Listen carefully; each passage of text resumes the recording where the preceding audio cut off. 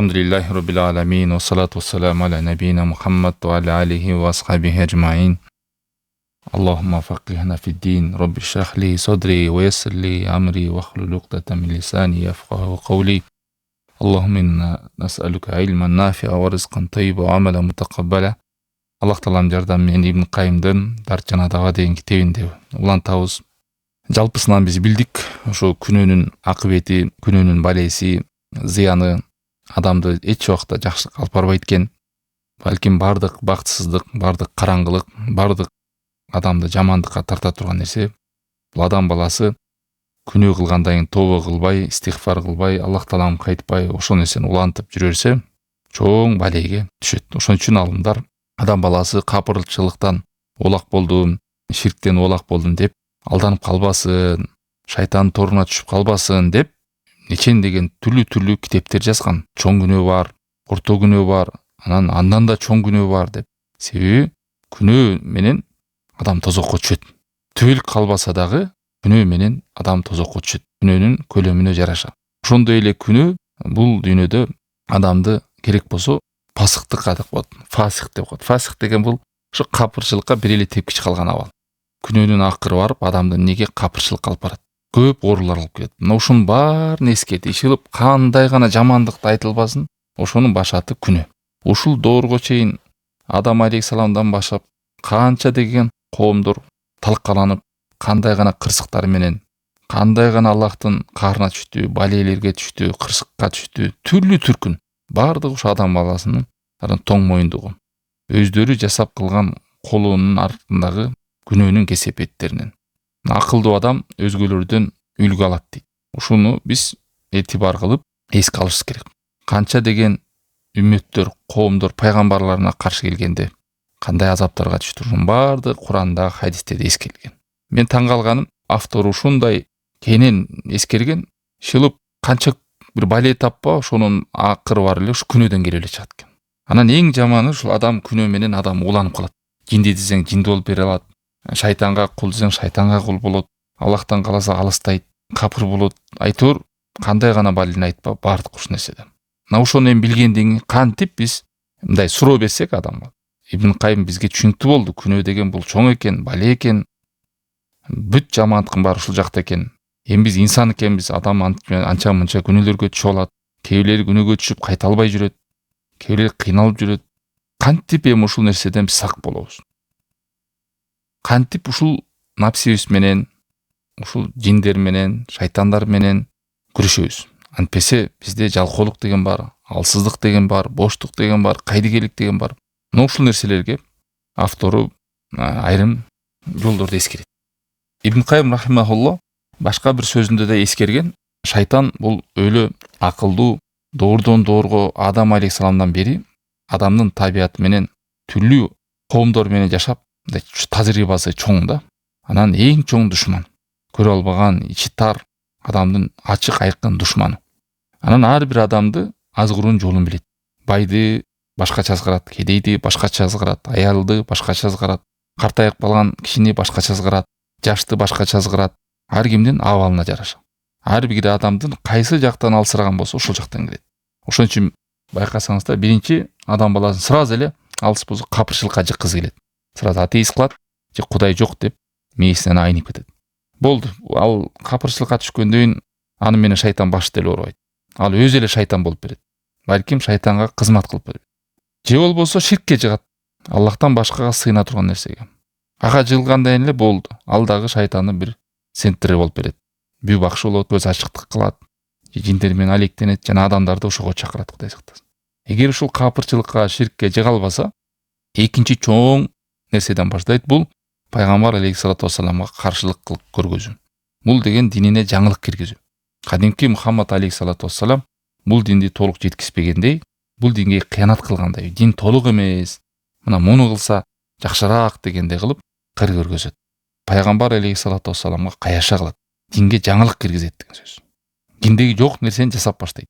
Анан аны диндин аты менен көргөзөт. Айрымдар бул үрп адат деш мүмкүн, же салт да бар, анан адатыбыз да бар, анан ушинтип кылып келгенбиз айтып түрлүү түркүн сөздөр менен адамдарга сиңириш керек. Болбосо ал динде жок. Анан керек болсо аны таңуулайт, ошого чакырат. Бул пайгамбар алейхиссалату вассаламга баш ийбеген чак. Бидат деген сөз да. Капырчылыктан кийин эле, ширктен кийин эле чоң күнөө ушул пайгамбар алейхиссалату вассаламга каршылык кылуу, динине жаңылык киргизүү. Эгер будан да жыга албаса, анда үчүнчү эмнеге жыгат адамды? Чоң күнөөлөргө жыгат. Мына Ибн Кайым бул жакта эскерип аткан. Кредит алуу, процент, үстөк, гыйбат, калпайтуу, кыянат кылуу, канча деген чоң күнөөлөр бар. Ошого жыгат. Ошодо тобо кылбай, ал күнөөдөн малынып, улантып өтүп кетсе экен. Адамды өлтүрүү, зына кылуу, чоң күнөөлөр көп э, 70-80-90го жакын түрү бар. Мына ошолдо адамдын жүрө беришин каалайт. Анан бул нерсени адам баласы билип калганда, чоң күнөө деген бар экен, андан арылса болот экен, тобо кылып, Аллах Тааламга кайтып, өкүнүп, тобонун шарттарын алып келип, ошол чоң күнөөдөн адам колдон келиш билгенден сак болуп калат. Сак болот. Андан кийин адам неге жыгат? Төртүнчүсү кичинекей күнөөлөргө жыгат. Себеби кичинекей күнөөлөрдүн коркунучу кандай? Ал акыры барып адамды уулайт. Истигфар кылбай акыры жүрөгү уланат кичинекей күнөө. Анан кичинекей күнөө өзү эле чоң күнөөнү тартып алат. Эгер будан да адам бекем болуп баштаса, бешинчиси эмнеге жыгат? Адамды зарыл менен зарыл эмес нерсеге чаташтырып салат. Мисалы, эң зарыл болгон нерсе намаз да, эң биринчи мисалы да. Анан ушул адам намазын окубай, тесмесин кармап, зикир кылып жүрөт. 5 мал намазын окубайт, бирок ал зикир десе шундук кылат. Балки 1000 жолу кылат. Анан ана оюнда шайтан берип коет. Сен ушул зикир менен эле намазсыз эле кутуласың. Сен эмне күнөөкөр белең? Кудайды арулап, таспих айтып жүрө бер деп. Мындай чыкканда моюнундагы парс нерсени адам жасабай, муну кылсаң сооп, бирок кылбасаң күн эмес деген иш менен алек кылдырып коет. Мына ошондой жол менен дагы адамдарды алдайт. Канча адамдар кээ зекети турса моюндагы парс зекетин бербейт, анан садака кылып коюш мүмкүн, бир жерге көпүрө салып коет, бир жерге дагы бир здание салат, же бир жардам берип коет. Зекеттен качып жүрө берет. Оюнда мен сооп иш кылып атам деп. Мына ушундай моюнундагы чоң негизги милдеттерден адамды качырат дагы соопту иш менен алек кылып коет. Адам ошондо кайсы зарыл, кайсы зарыл эмес менен чаташат дагы, сооп ишинде дагы чаташат. Муну да билип калса адамга эмне кылат? Адамга 6-чы жол бул мубах эшигин ачып салат. Мубах деген эмне? Мубах шариатта уруксат берилген нерсе. Ал күнөө эмес. Бирок ал адамга ошондой мубах деген уруксат берилген эшигин ачат. Ал күнөө эмес деген жол менен кирет дагы, ошол жок менен азгырылып кетет. Мубах эшигин азгырылып намазы калат. Анан акыры барып буйруктар калат. Акыры барып анан күнөөлөргө түшөт, убактын өлтүрөт. Анан акыры барып денеси да ылайыксыз болуп калат. Анан денелери уланат. Мына ушул түп барып адам кантип өзүн жоготуп алган, кантип өзүнүн бир дартка чалдыгып калган. Караса кийин аяттар түшүнбөйт, пайгамбар алейхиссалату вассалам хадистерин окугусу келбейт, алымдардын сөзүн уккусу келбейт, жанандай ушак кептер менен улантып жашап калат, Кудай сактасын. Мына ушундай жол менен шайтан иштейт деп эскерген. Көрдүңүздөрбү? Кандай шайтан адамга, ар бир адамга индивидуальный подход деп коет го, ошондой кылып мамиле кылат. Кээ бир адамдарды такыр эле азгырбайт, себеби ал өзү шайтан. Эми бул жерде эскерип мындай дейт. Адамдын эң алсыз жери, бүт денесине таасир бере турган жер бул жүрөк. Бирок шайтан сразу жүрөккө кирип эле уулай албайт. Түз эле жүрөккө кирбейт. Бул адамдын биринчи өзү эле уулап кое турган, ошо жүрөгүн бузуп сала турган босоголор бар. Мисалы, эки колу, эки буту, тили, кулагы, көзү, адамдын ашказаны, шахваты, мына ушул жактар менен ушул босоголор деп коет. Жүрөккө кирүүчү босоголор. Ушуларды адам өзүн кайтарыш керек ушул жол менен. Мындай, сен тилиң менен өзүңдүн жүрөгүңдү кайтарсаң болот. Көзүң менен кайтара аласың. Кулагың менен да кайтарасың. Бутуң менен дагы, жана ашказаның менен да жүрөгүңдү кадимкидей сактап, азгырыктардан сактайсың. Мына ушул сиздин мындай охранниктерим деп түшүнсөңүз болот да. Менин кароолчуларым. Мына ушулардын бардыгын ушул мүчөлөрүңүздү туура иштетсеңиз, адамдын жүрөгү саламаттыкта болот, алхамдулилlah, жакшылыкта болот. Шайтан жинге ал адамдын жүрөгүнө кирип ээлик кылышы өтө оор болот. Анан ушул нерсени билгенден кийин шайтан эмне кылат? Ушул органдар аркылуу ошол жерден алсыратат. Мисалы, бирөөнү алайлы, көздү алайлы. Аллах Таалам ушундай чоң неемат көздү берген бизге. Жана ушул көз менен силер арам нерселерди карабагыла деген. Адамды жараткан Аллах Таалам билет табият. Адам кайсы жеринен алсырайт. Мына ушул көздү сактоого Аллах Таалам бизге буйрук кылган. Себеби бул шахваттын эшигин ачат, наразычылыктын эшигин ачат, көп ален эшигин ачат. Көздү арам нерселерди карай бер. Мысалы Нур сүресінің 30 аятта Алла Тағала не дейді? Құл лил муъминина яғудду мин абсарихим ва яхфаду фуружахум. Момындарға айтқын, көздерін тыйсын, көздерін қатсын, көздерін жашырсын дейді, қарабасын дейді. Жаңағы ошолмен авраттарын сақтасын дейді. Мындай айтқанда жаңағы арам нәрселерді аялдарға қарабасын деген сөз. Себебі көз менен арам нәрсені қарағанда жүрек уланады. Арам нәрсе бияқта тұрсын, жөнеле өзіңдегі жоқ нәрсенің, сен қолданып отқан нәрседен ашықша нәрселерді адамдарға көзіңді ағытып берсең, біреудің үйі мындай екен, мен машинам мындай, аны машинасы жаң екен, мұның үйі мындай екен, тегілер мындай шайт екен деп аз бүгінгі күнде сот тармақтар екен көбейді да түрлері. Ошо менен адамдар ачат, бұл деген мындай бадарт еттір, мұның үйі мындай екен, тегіл мындай екен. Аз жанағы өздерінің реклама қылыш үшін не деп қойды, хайп дейіп ошондой активтерін көтөрүш үшін деле жалған нәрселерді қылып, бұл жаққа экранға шығып бір жылмайып, ары қарап илағандар толы. Аны бұл жақта адамдар ішенеді, көзін ағытады, ар нәрсенің барын қарайды, анан көзі менен жүрегін улайды. Анан жүрегінен наразылық пайда болады. Алла Тағала ас беріп жатқан турбайбы, елдің бары жырғап жатқан турбайбы, елдің балдары қиын турбайбы, мен жашоом, ит жашоо турбайбы дейді. Шайтан ушул нерседе адамға сүйінеді, қуанады. Мақсаты ушул болчу. Бұл барып ақыры барып Аллахқа наразылығын айтады. Жүрегі уланғандай. Бұл бир эле мисалы. Анан жанатып дагы арықтап аялдарды қарайды. Аялдарды қарағандайын көзүн нуру өчөт, жүрөгүндө нуру кетет, жүрөгү катат, караят. Анан шахваттын эшиги ачылат. Анан шахваттын эшиги ачылгандан кийин ал зынага барат. Никеси жыныстык катнашка барып. Ошол балекет мусордун баары ыплас нерсени көргөндөн ошону кайталагысы келет. Айрымдар ошо көзү менен көрүп, өзүнүн ак никелүү аял эмес, башка бузук иштерге барган калгандар бар. Бир көздүн артынан канча балег алып барат. Анан зына кылып алып, аны жашыр үчүн адамды өлтүрүп салат. Ошонун акыбетін башын карап келсең, бүт көздү агытып койгондугунан. Алла сактасын. Кулакты мисалдаган. Кулак эмне? Кулак деген угуп эле жүрөбүз. Аллах Таала берген, бул да чоң неамат. Бул кулак дагы чоң босоо. Мына ушул жол менен дагы адамды шайтан жүрөгүн уулап салат. Мисалы, кулак менен адам ушакты укса, жалган нерселерди укса, пайдасыз нерселерди укса, Аллах Таалам арам деп койгон нерселерди угуп берсе, бул кулак аркылуу кирет жанагы маалыматтар. Жүрөгү ууланат. Анан жүрөк уулангандайын ал адам ушундай болуп калат. Чындык, акыйкат, жакшылык өзүнө пайда болгон Аллах Тааланын аяттары болсун, пайгамбар алейхиссалату вассалам хадистер болсун, алымдардын насааттары болсун, уккусу келбейт.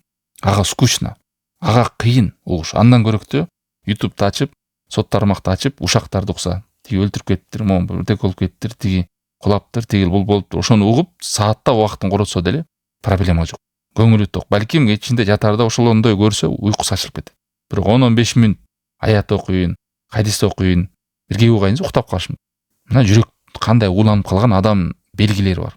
Бир Алла Тааламды улуктап, жакшылыкты сенин кызыкчылыгыңа, акыретиң жөнүндө сүйлөшөлүсө адам ныксырап, шалдырап, кайгып, ар кандай үргүлөп уктап калышым. Кел ушактан сүйлөшөлү десе, жана туугандары топтолуп, тиги эмне болуптур, ал эмне болуптур? Эч жадабайт, зерикпейт, сааттап адамдар сорттоп сүйлөшүп отура берет. Анан ушул кулакка ушактагы, жалганы дагы, жаман сөздөрүн бар, арам сөздөрүн бар кире берет. Аллах сактасын босогунан. Анан жүрөк ууланат. Ибн Кайым рахимахулла айтат, мындай адамдар Аллахтын аяттарын угуудан да жүрөктөр кысылат. Хадистерди угуудан да жүрөктөр кысылат. Алымдардын насааттарын уккусу келбейт. Жүрөк ууланып калганда. Ошон үчүн музыка арам деп алымдар эмне какшап келет? Аяттар келген. Бул арам дегенде адамга канча зыяны бар экен билет да. Аллах Таалам бекерин арам кылбады да. Кайсы нерсени арам десе, ал адам үчүн зыян. Көзүңдү сакта, кулагыңды сакта. Көзүңдү арамдан сакта, кулагыңды арамды угуудан сакта деген ушул. Исра сүрөсүндө 36-аятында Алла Таалам айтат: "Инна сам'a вал басара вал фуада куллу улайка кана анху мас'ула." Чындыгында адамдын кулагы да уга турган, көзү да, жүрөгү да ушунун бардыгына суралат деген. Бул деген сөз адамдын угуусу менен, көрүүсү менен, анан жүрөгү менен адам. Ушул нерсе менен адамдын бара турган жолу аныкталып калат. Сен акыйкатты, жакшылыкты уга аласыңбы? Кулакты өшөй аласыңбы Аллах Таалам аяттарына? Сен ушул жакшылыкты көрүп, жамандыктан көзүңдү тыя аласыңбы деген сөз. Көзүңдү контролдой аласыңбы ушул нерседе? Анда жүрөгүң да сакталат. Вал фуат деген жүрөк. Эгерде угууңда да, көрүүңдө да контрол жок болсо, анда жүрөгүң сакталбайсың. Жүрөгүңдү коргой албадың сен, ачып койдуң деген сөз шайтандарга, жиндерге. Мындай бир рамка коюп, ошону бул пайдабы, мага зыянбы? Эгерде иблис өзүнүн шайтандарына ушул босоголорду контролго алса, адамдын угуп атканын, көрүп атканын, өзүнүн арам нерселерин көргөзүп, арам нерселерин уктуруп, ошо менен адамды алек кылып койсо, анда болду дейт. Ал адамды жалаң фитнаны издейт, жалаң жамандыкты издейт, жаман жаңылык, жаман кабар, ушак, ушундай күндө ага события болуп туруш керек. Ошол нерсе менен ага жашоосу кызык сезилет. Ага тынчтык жашоо, ага жакшылык жашоо. Бир күнүмдү жакшылык үйрөнөйүн, бир пайдалуу маалымат алайын, жан дүйнөмдү тазартайын, бир аят болсо жаттайын, бир жакшылык окуйын деген нерсе жок. Бүгүнкү күндө мына туугандар, бул өтө зарыл нерсе. Мына сот тармак таркап, мектепте окуп аткан балдар окуусу кызыксыз болуп калып атат. Ата-эне контролдой. Окуп жүргөн студенттер билимин окуй коюп атат.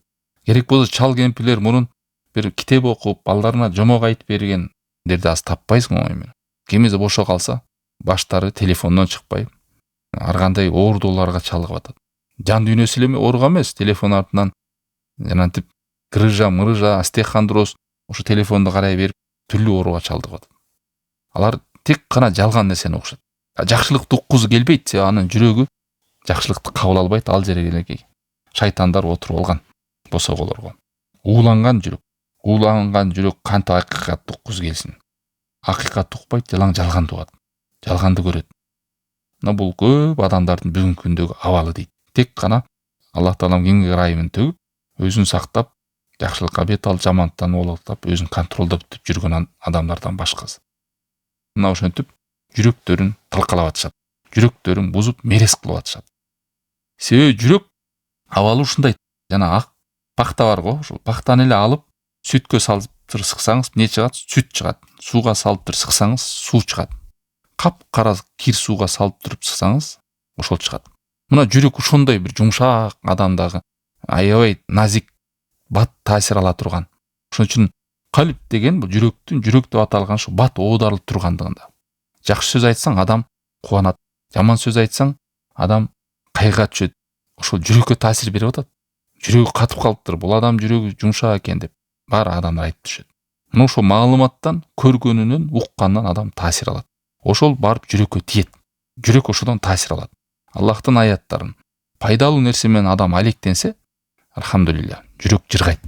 Пайдасыз нерсе менен адам алек болсо, даже акырет биякта турсын, дүйнөлүк иште деле адам ошону сезет. Жанагы стресске, депрессияда ар кандай сарсана ойго баткан адамдар байкасаң, жалкоо адамдар. Себеби ал адамдарды колу бош. Ошондой ар нерсени кыялдап, ар нерсеге баткандай, же оозунда зикири жок, же күнүндө планы жок. Но ошон үчүн ошондой ар кандай сарсана ойлорго батып отурат, колу бош болгондуктан. Ал эми шайтан адамга кыялдан, ойлон, кыялдан дей берет. Эмнеге ойлонуп кыялданасың? Бош убактың болсо зикир кыл, бир нерсе жатта, оку, иште, кыймылда. Мына ошентип жүрөктү булгайт. Жакшылыктан угуудан, жакшылыкты көрүүдөн тосуп коет, жамандыкты угат, жамандыкты көрөт. Жамандык деген ушу музыкаларды, пайдасыз нерселерди, гыйбаларды, ырларды, намиме ушактарды, арам сөздөрдү угат. Эгерде кээде адам жазбасын эмеси көтөрүлүп, кой угайынчы деп укса да, аракет кылса дагы, ал адам түшүнбөйт. Мээси катып калган, жүрөк катып калган. Укса да, жогоруда айткандай, түшүнбөйт же уктап калат. Жакшылыкты угат, же үргүлөйт, же ою башка жакта бөлүнүп турат. Себеби ага неинтересно. Ага кызыксыз ага. Жүрөгүнө таасир бербейт. Ага ушак угуш керек, жалганды угуш керек, бир ызы-чууну угуш керек. Укса дагы оор деп көрөт. Напсисине да оор болсо, субханалла. Кээ бир адашкан такыр ушундай чакырган адамдар бар. Бүгүнкү күндө адамдар космоско чыгып, технология өнүгүп, ушундай өнүккөн заманда биз Аллах айтты, анан пайгамбар айтты деп сахабалардын өмүр баянын окуп, ушул дагы деле ушинтип жүрө беребизби деп, илимден, ыймандан алаксыткан, алыстаткан адамдар бар дейт. Бул эски заман дейт. Бул артта калуу деп. Мына ушундай адамдардын арасында шайтандар бар. Бул нерсени үйрөнбөй эле кой, билбей эле кой, адамдардан бөлүнүп каласың, чочун болуп каласың деп кээ бир достору деле, жакын адамдары деле адам шайтандарга дардан болсо, мына ушундай жолдор менен азгырат. Мына ушундай туугандар. Ошентип эми бул бир-эки мисалдадык. Эми бул жакта Ибн Кайым рахималла көп мисалдар берген, бутка өзүнчө мисал берген, колго мисал берген, мисалы бирөөнү кенен токтолуп эле коелу. Ошол эле кол дагы ошондой. Жакшылык нерседи кармаса, жакшылык нерсе менен алек болсо, бут дагы, адамдын ою дагы, жүрөк таасир алат. эми жаман нерседен дагы жүрөк таасир алат. Мына ошентип адамды жүрөгүн уулайт дагы, анан болду. Ал адам уулангандан кийин өз эле күнөө иштерди тандап жасай берет. Шайтанга ошол нерсе керек болчу. Эми ошону түшүнүк менен деле кете берет. Эми дене орган бүт уулангандан кийин ар кандай түшүнүк менен дагы адамды уулап кете берет дейт. Эми жакшылыкка чакырып эле кой, жамандыктан кайтарып эле кой деп адамга айтат. Ушундай шыбырап ой берет. Эми эмне кыласың бирөөлөрдүн чыдап кой өзүнүн жашоосуна. Жаман көрүп эмне кыласың? Жакшы көрүп эмне кыласың? Унчукпай эле кой. Бул деген сөз алардын жашоосуна, өмүрүнө аралашып атасың. Же болбосо айыптарын ачып атасың. Адам өзү эркин, өзү түшүнсүн, өзү билсин. Айтпай эле кой деп адамды дагы ушундай түшүнүк берет дейт Ибн Кайым. Түшүнүк жактарын айтып атат да. Муну керек болсо жанагы адашкан тайпалар китептерин ичине жазып кеткен. Ар бир адамдын өзүнүн ою бар, ар бир адамдын өзүнүн булагы бар. Тибе өзү түшүнөт, анан өзү эле кайтат. Сен айтпай эле кой, арам нерсени көрсөң деле унчукпай эле кой жанында отуруп. Бул шайтандын сөзү туугандар. Шайтандын кадамы. Ар бир адамдын өзүнүн пикири бар, сөзү бар, ою бар чыгар. Маселе ада эмес. Алла Таалам бизге жакшылыкка чакыр, жамандыктан кайтар деген. Жамандыкты көрдүңбү? Мүмкүнчүлүк болсо ошону кайтарыш керек. Чакырыш керек. Жок дегенде жүрөгүң менен жаман көрүшүң керек. Жакшылыкты билип кылып атасыңбы? Ошону жеткиришиң керек. Балдарыңа, бир тууганыңа, үй бүлөңө, жакыныңа айтышың керек. Өзүң эле кыла бербестен. Бирок шайтан мына ушул жакшылык таркабасын адамдарга. Жамандыктар таркай берсин деп, ушул жакшылыкка чакыруу, жамандыктан кайтаруу деген түшүнүктөн адамды чыгарып кеткизи келет. Анан башталат жанагы пикирлер да. Тем кой адамдар. Кыздарыңарга, аялдарга жолук кийгиз же жолук кийгиле деп айтпай эле койгула, бул эркиндигин чектейт. Адамдарга намаз оку деп эле койгула, өзү каалаганды окуйт. Себеби бул адамдын эркиндигин чектеп атасың. Эшикти ачып кой, өзү түшүнөт, анан кылат деп. Кээ бир адамдар балдары, жакындарына намазга чакырбайсыңбы десең, өзү түшүнгөндө кылат. Азыр мен унчукпай эле. Эмне болду? Кээ бир балдар чоңондо эч кандай эрк жеткен жок. Себеби кандай чоңойду? Ошондой болуп калды. Жашында намаз окубай, жакшылыкка бет албай чоңойду, болду, катып калат ошо менен. Бул пикири да. Ушундай адамдын мээлерине дагы пикири күрөш жасайт шайтан. Ошол менен адашып, жакшылыкты жасабай, жамандыктан оолак болбой жүрө берет деген сөз. Зухруф сүрөсүндө 112-нчи аятта Алла Таалам айтат: "Ва кадалика жаална ликулли набийин адуан шаятинал инс вал джин юхи ба'духум иля ба'д зухруфал каули урура" деген.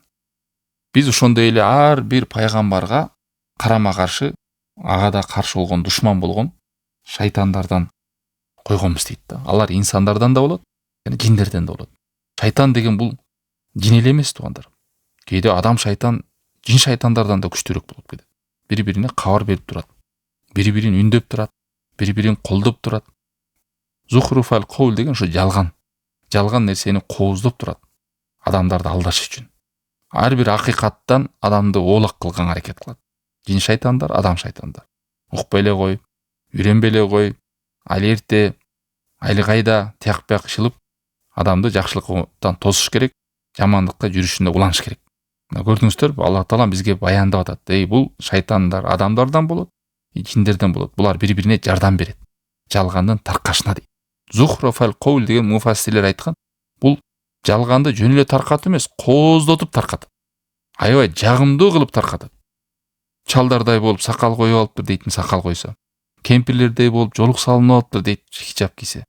Балким жакшылык нерсени жаман көргөзөт. Ал эми жаман нерсени кооз көргөзөт. Жаш эле экен, чачын кооз кылып, жашынакай кылып эле ачып, сулуулугун көргөзүп жүрө бербейби дейт мисалы келип. Али жаш экен, сен намазың окуганда эмне күнөө көрүп элең? Туштап кой, али шашпа, картайганда деле окуйсуң деп. Мына ошентип Аллах Тааламдын буйругун аткарайын десе адамды, муну ошону аткарбаштын жолун издейт. Ошондой сөздөрдү алып келип берет. Күнөөдөн тыйылайын десе, ага да тыйылбашка сөздөрдү алып келет.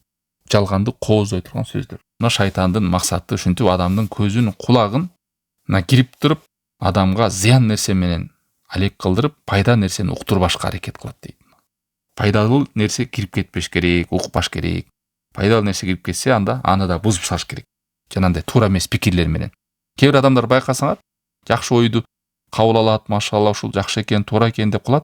Бир-эки жумадан кийин карасаң, кайра мээси айнып калган болот. Не десең, мен бирөөлөр айтты көрсөм, мындай турбайбы, бул кереги деле жок экен. Аткарып эле коюш керек экен. тыйылбай эле коеюнчу улантып берем деп айттым. Кирип кетсе дагы жанагы шайтандар кайра аны туура чүнүктү кирип чыгарып салат да, кайра туура эмес чүнүктү киргизип коет жүрөгүнө. Мына ошондой туугандар, бул жүрөктү сакташ оңой нерсе эмес.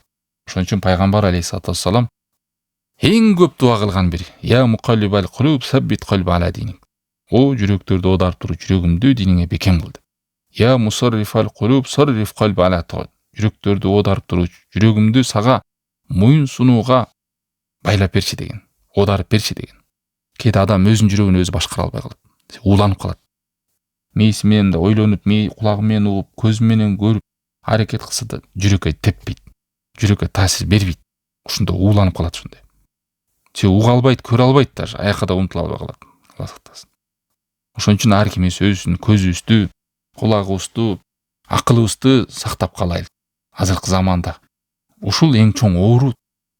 Мындан өткөн кандай чоң? Бул чоң ооруду өзүңдү хидаяттан кур калтырып атсаң, түбөлүктүү акыреттеги бактылууңан, бул дүйнөдө акыреттеги бактылууңан тосуп аткан болсоң.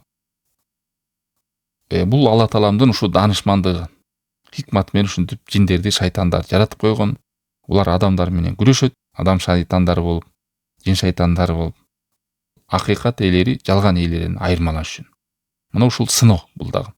Булардан өч алып, же буларды жок кылып салууга Аллахтын кудурети жетет, бирок сынаш үчүн бизге ошондой кылып Алла Таалам өзүнүн данышмандыгы менен жаратып койгон. Мына ошондой эле Алла Таалам элчилерди бул адамдарга жөнөттү, хидаятка багытташ үчүн. Ошондой эле аларга душманды да берди, пайгамбарларга. Адамдарды сынаш үчүн. Жин шайтандар дерчейби, же элчи пайгамбарлар дерчейби деп. Мунун бардыгы кыскалап айтканда, адам өзүнүн кулагын сакташ керек арам нерселерди угуудан. Мына сен шайтанды угасыңбы, же пайгамбарды угасыңбы деп Алла Таалам сынап атат да, элестетиңиз. Анан кулагыңдын баарын ушактарды, жалгандарды угуп аткан болсоң, сен пайгамбарды укпай эле шайтан жинди угуп аткан болосуң. Угуп атканда күндө канча убакыт бөлүккө жакшылыктуу угууга арнадың мисалы. Бул кулакка кирген сөздөр, туугандар, жөн эле бир кирип чыгып бере турган сөз эмес, мунун асары калат адамга. Мунун таасири ушундай күчтүү жүрөккө. Адамдын денеси ооруп калып, денеге кандай таасир берет? Андан да күчтүүрөөк. Адамдын колу же буту ооруп калса, бүт денеси ошол жакка көңүл бурат го. Бардык нерсени токтотуп коесуң керек болсо. Оюң баары ошол ооруп аткан жериңде болуп калат. Мына ушул сөздүн кириши адамдын жүрөгүнө таасир мындан да катуу дейт. Эмне болмогу эле, эмне үчүн жанагы жалган ээлерин укпагыла, адашкандарды укпагыла, пайдасыз маалыматтарды жүрөгүңөргө киргизе бербегиле, бул зыян деп алымдар какшап сайрап аткан ушуда уланып каласың, акылыңан айнып каласың деген ошол. Жана жаш балдарда байкасаңар, телефон катуу кирип кеткенде жаныңда турат, бирок укпайт сен. Ою башка жакта. Денеси жаныңда, жүрөгү башка жакта. Байкасаң болот, кандай угуу, көрүү адамга таасири чоң экен. Ал айырмалабайт жаш бала, орто жаш, анан улгайган жаш деп. Адам 60ка келип деле айнып кала берет. 70ке келип деле айнып кала берет. Өзүнүн угуусун, көрүүсүн контролдосо. Аллах Таалам баарыбызга ийгилик тавфик берсин. Мүчөлөрүбүздү, Аллах Таалам берген ушул чоң неамат, угуубузду, көрүүбүздү, тилибизди, колубузду, бутубузду өзү ыраазы болгон жолго колдонууга насип кылсын. Wa sallallahu ta'ala ala khair khalqihi wa ala alihi wa sahbihi ajma'in.